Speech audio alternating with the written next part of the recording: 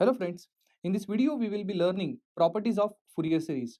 The advantage of knowing properties of Fourier series is that if you know a Fourier series for a particular signal, then Fourier series of the altered signal can be calculated very easily without following the long procedure.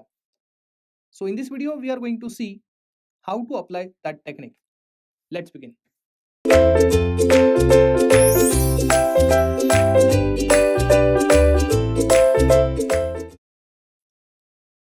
So let's start with our very first property, that is a time shifting property.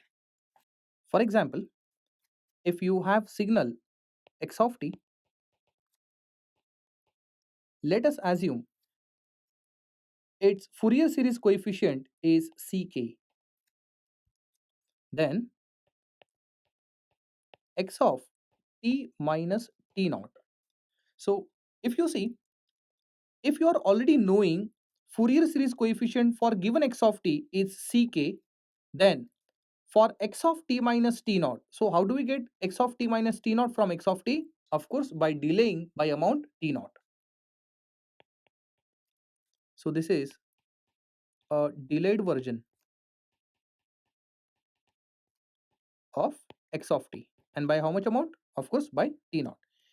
In that case, you don't have to really calculate Fourier series of it. If x of t's Fourier series coefficient is already known to you, it is simply ck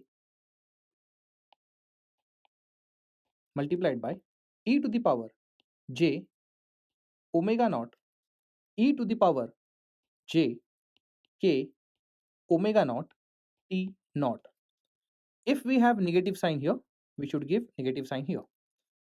That is, if we have signal as, let's say, x of t plus t naught, so I'm sure you understood this. This is advanced version of x of t.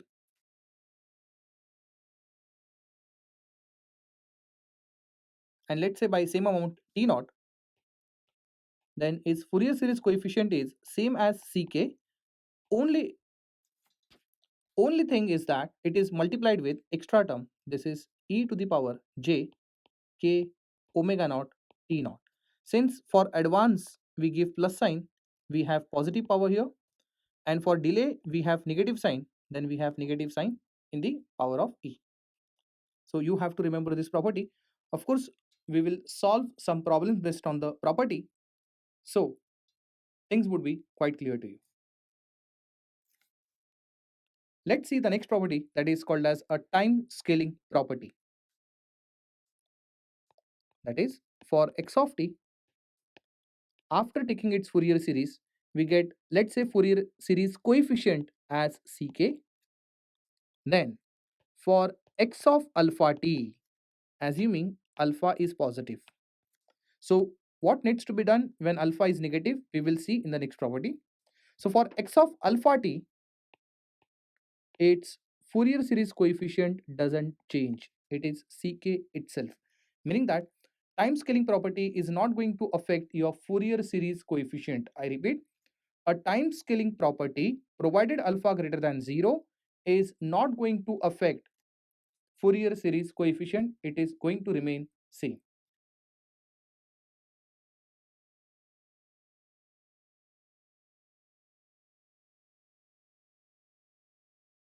So time scaling does not affect Fourier series coefficient. So now we shall see a time reversal property. That is, let's say for given signal x of t, after having Fourier series, we have Fourier series coefficient as ck. Then for x of minus t. Now here, some students feel that time scaling and time reversal property is same. It just we have to substitute alpha equal to -1. It is not so in case of at least Fourier series property. We have to treat them differently. In case if x of t's Fourier series coefficient ck is known to you, you don't have to recalculate for x of minus t. It is simply c of minus k. So how to get c of minus k from ck? It's simply replace k with minus k.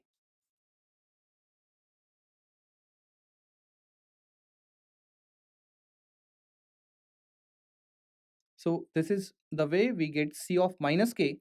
So C of minus k is just to replace k with minus k in Ck. That is Fourier series coefficient for x of t. So now we will see time differentiation property. That is, let's say for given signal x of t, we have Fourier series coefficient as Ck. Then suppose you are calculating it for d by dt of x of t. So this is, so it becomes j omega naught. So it becomes j k omega naught times Ck. So what I've done, if you take differentiation in time domain, it is just multiplied with extra term, that is j k omega naught. For example, if you take double derivative, that is d square by dt square x of t, then again we are going to multiply with same term, but only difference is that it is going to get squared because you have taken derivative twice. So we can write it in general for nth order derivative. I'm sure you can figure it out. It is again multiplying with same factor, that is j k omega naught only raised to n times Ck, where Ck is nothing but a Fourier series coefficient for original signal x of t. Now we shall see a time conjugate property. So let's see what is time conjugate property says. For x of t, let's say we have Fourier series coefficient as Ck. Then for x conjugate of t, so we know that it is possible to conjugate x of t only when x of t is a complex signal. Let me tell you, when x of t is a real signal, it is immaterial to have conjugate of it. That is, for example, if I tell you to take conjugate of 2, so we know that 2 is a real number, so even after conjugating, it will remain 2. But if I tell you to get conjugate for 2 plus 3j, then only it will have some meaning to write it as 2 minus 3j. So what I mean to say is that most of the times we deal with real signals, am I right? So we believe that x of t most of the time is a real signal. So when x of t is a real signal, this property is immaterial because x conjugate of t and x of t will remain same. In case if the x of t is complex signal, then only this property is applicable. So let's see what is the coefficient now. It is c minus k conjugate. Very simple. So original Ck, you have to only replace k with minus k and thereafter you have to conjugate it. So please remember.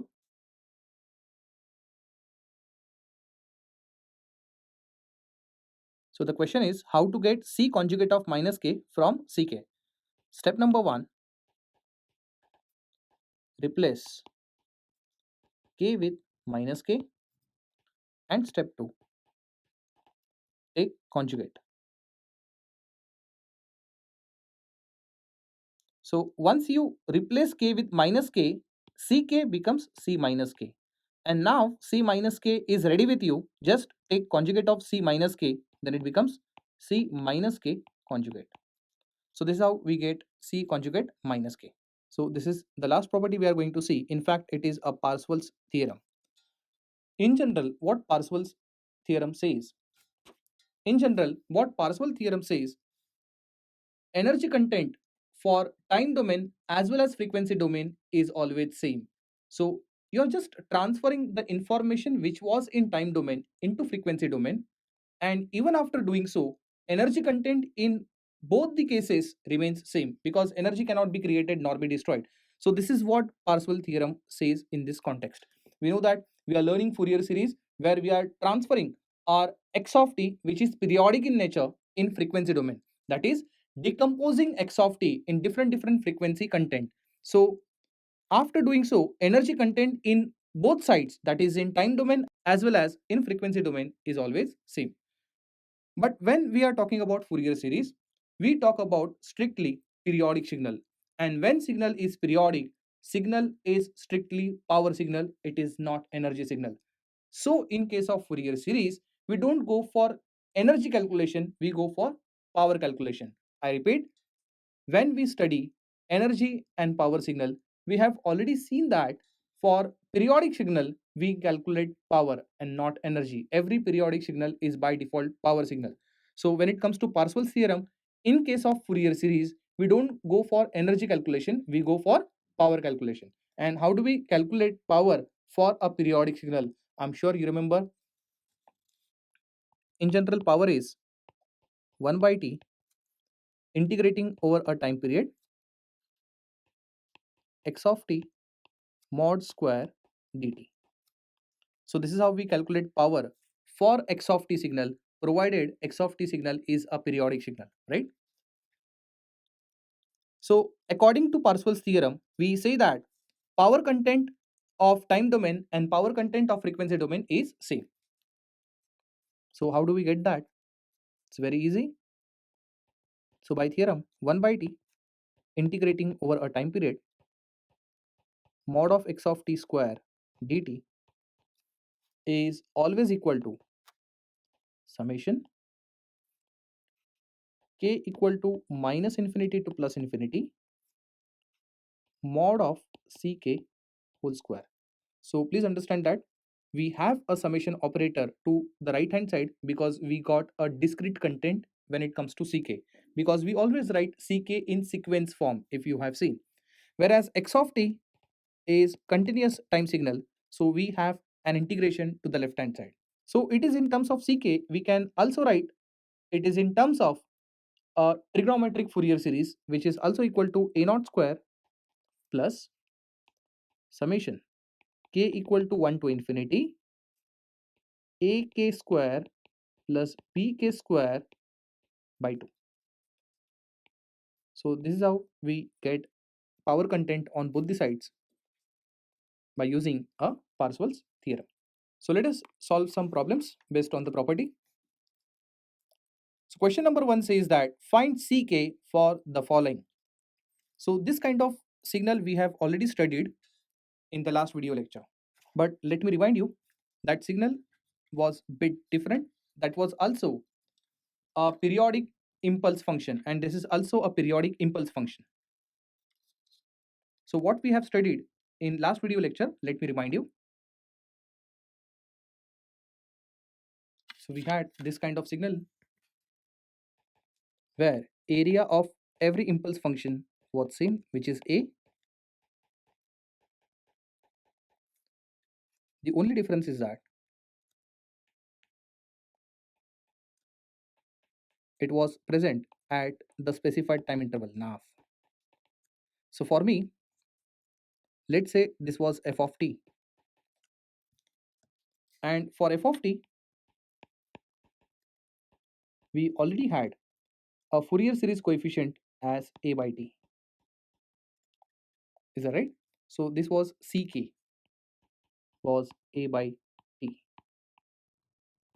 in case of f of t, in case of the problem that we have done in the last video lecture.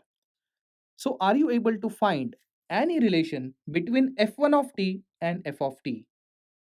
So if you see carefully, your f1 of t is nothing but a delayed version of f of t, and by quantity t by 4. So by observing, we will come to know that f1 of t is simply f of t minus t by 4. So let us cross verify if it is so. So whenever we want to delay by some quantity, we add that quantity in each time interval, that is, it would be 0 plus t by 4, then this will be t plus t by 4, and this will be minus t plus t by 4. Now let us see. Sample which was present at t equal to 0 will get shifted to t by 4. Do we have sample at t by 4? Yes, we have it. Now over here, when we add t plus t by 4, it becomes 5t by 4. Am I right? So this we need to correct. This is 5t by 4. So yes, we have a sample at that position. So this sample gets shifted here this sample gets shifted here. Is that right? Now we have one more sample at minus t. So minus t plus t by 4 becomes minus 3 t by 4. Therefore, this gets shifted here. In a way, we can conclude that f1 of t is a time delayed version of original signal f of t. What does that mean? It means clearly we can use a property, because by using a property, it is going to save our time. So let's say f of t has Fourier series coefficient at ck, then f1 of t is having Fourier series coefficient as dk. So I'm using a different letter to indicate its Fourier series coefficient so as to avoid the confusion. Okay.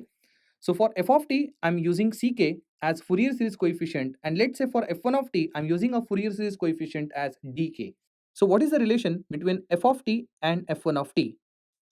We have seen that f1 of t is nothing but f of t minus t by 4. That is delayed version of f of t by quantity t by 4. In that case, f1 of t will have Fourier series coefficient as dk, which is equal to e to the power minus j k omega naught t by 4 times ck, because by property it is e to the power minus j k omega naught t naught times ck for f of t minus t naught. Is that right? Then I can write dk equal to e to the power minus j k. Now you know that omega naught is nothing but 2 pi by t. Is that right? So I am replacing omega naught with 2 pi by t dot. We have t by 4. So here t gets cancelled, and 2 ones are 2, 2 twos are 4 times ck. So dk is equal to e to the power minus j k pi by 2 times ck. But you know what? Ck is already known to us. Please remember, ck is nothing but Fourier series coefficient for f of t, and it was a by t itself. Is that right? So let me substitute now. Finally, dk is equal to e to the power minus j k pi by 2 times a by t. So this becomes the final answer for Fourier series coefficient for the given figure. So let us find ck for the following. So this is the signal given for which we have to find ck. Am I right? Of course, by using figure 1 concept, we will get trigonometric Fourier series, and from trigonometric Fourier series, we can get ck for this, and maybe by using some property, we will get the final answer. So we'll see what we can do with this. So we will modify the question bit. Find ck for the following by using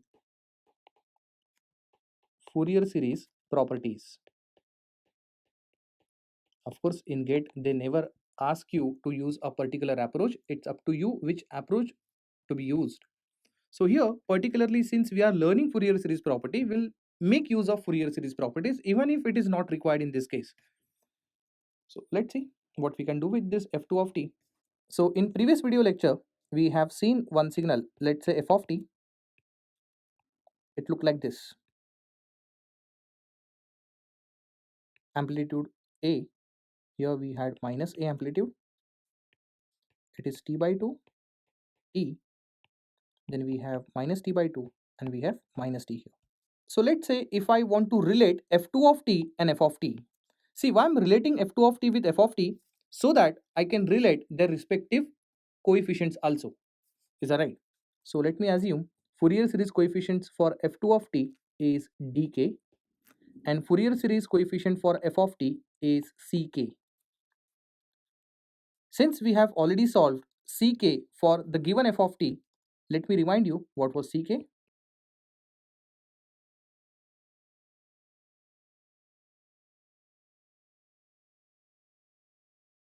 This was the value of ck. for k being odd. For all even values of k, the coefficient is always 0, ck present only at k being odd. So let me remind you, in last video lecture, we have already done with this question, that is f of t question, for which Fourier series coefficient was ck. Now for f2 of t, we have to calculate f2 of t in terms of f of t so as to get dk in terms of ck. I hope you got my point. If you observe carefully, if I advance f of t by t by 4, then you will get f2 of t.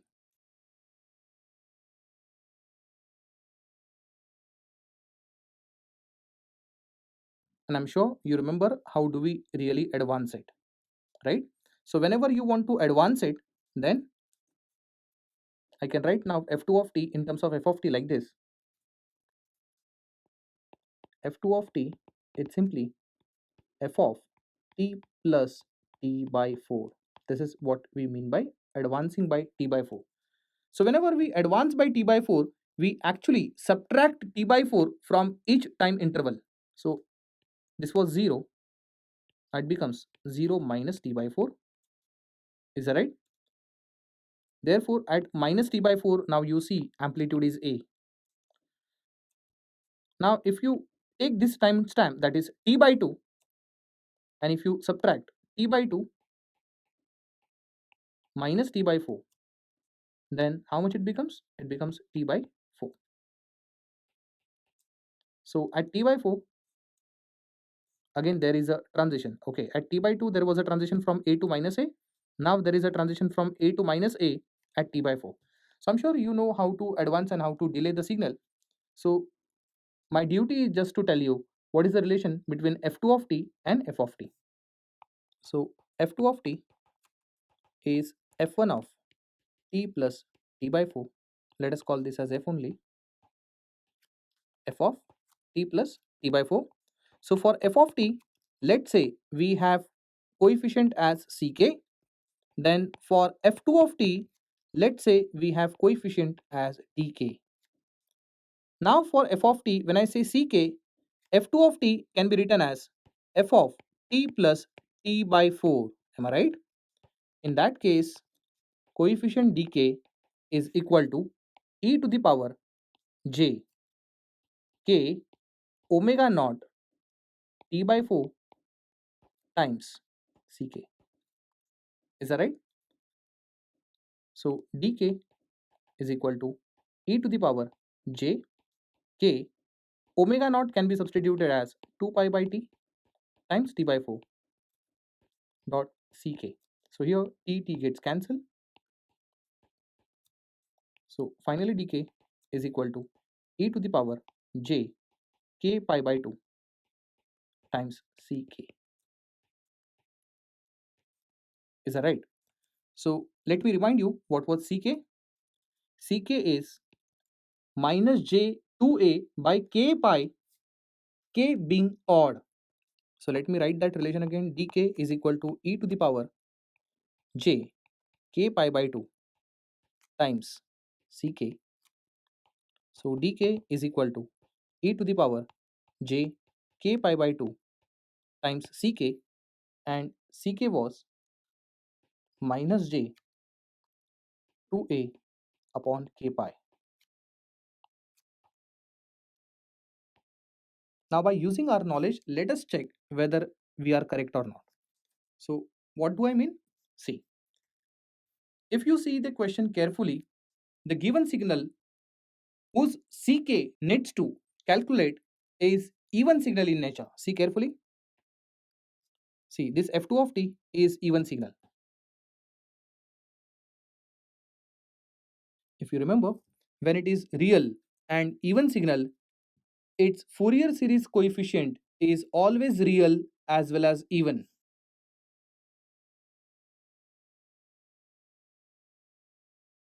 So this is what I mean.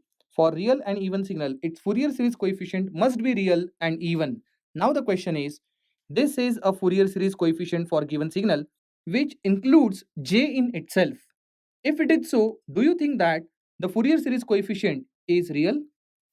So the question is it real? So for that, we need to solve this. We know that this dk relation is true only for k being odd. And why it is so? Because ck does exist only for k being odd. So accordingly, dk will also exist only for k being odd. So whenever you are substituting the values of k, make sure that you are substituting only odd values of k. For even values of k, dk is absolutely 0 because ck is equal to 0 for all even values. So let us substitute for k equal to 1. So for k equal to 1, it becomes d1, which is equal to e to the power j pi by 2 multiplied by j times 2a upon pi, because k value equal to 1. So let me tell you, e to the power j pi by 2, it's simply j. Is that right? In that case, d1 is equal to. So can you see now it is j multiplied with minus j. So it becomes plus 1. Therefore, it is equal to now 2a by pi itself. So this is the value of d1. Is that right? So what do you think, looking at d1, is it real or complex value? Of course, it is a real value. And this is what is needed, that every Fourier series coefficient in this case must be real as well as even. Now, can I calculate for k equal to 2? Answer is no. For k equal to 2, in fact, d2 value will be equal to 0 because it does exist only for odd values of k. So dk was e to the power j k pi by 2 times minus j 2a upon k pi. So for k equal to 2, d2 value, you shouldn't substitute k equal to 2 in above expression. It is by default 0. Then for k equal to 3, I'll go for d3, which is equal to e to the power j 3 pi by 2 times minus j 2a by 3 pi, because k value equal to 3. Now e to the power j 3 pi by 2 is minus j. In that case, minus j into minus j is j square, and j square is minus 1. Therefore, product of minus j and minus j will result in minus 1. So d3 is simply minus 2a upon 3 pi. Now observe carefully. Do you think it is complex or real? Of course, there is no j now. It means it is also a real value. So this is only for the verification we have done, that we are calculating for every values of k. Again, for k equal to 4, it will be 0, because for all even values, coefficient does not exist. Only for odd values, coefficient does exist. But again, it does not mean that for every figure, Fourier series coefficients are 0 when k is even. No, it is not so. It depends upon the given signal, right? So this is how we apply property and we get answers by investing minimum time. And this is required. We will be solving more problems in next video lecture. Thank you.